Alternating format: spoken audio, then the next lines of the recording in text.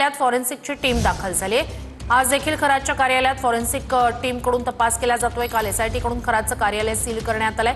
पीडित महिलांना घेऊन फॉरेन्सिक टीम खरातच्या कार्यालयात पोहोचली।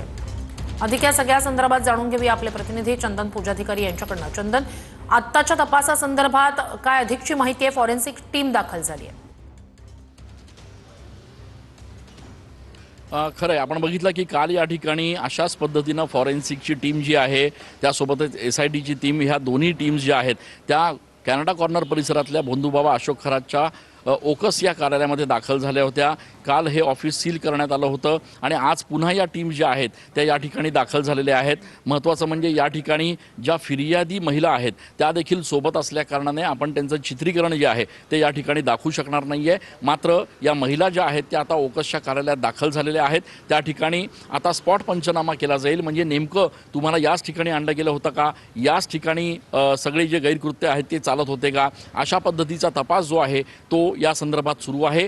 आत्तापर्यंत एसआयटीच्या पथकाला यामध्ये या ऑफिसमध्ये काही फिंगरप्रिंट्स आढळून आलेले आहेत, काही डिजिटल डेटा त्यांच्या हाती लागलेला आहे। त्यासोबतच हे जे तोटके हा बाबा करायचा त्या संदर्भातला काही वस्तू, काही कागदपत्र हे देखील हाती लागलेले आहे। त्याच्यामुळे महत्त्वपूर्ण दस्तावेज जे आहेत ते एसआयटी टीमच्या हाती लागत आहेत।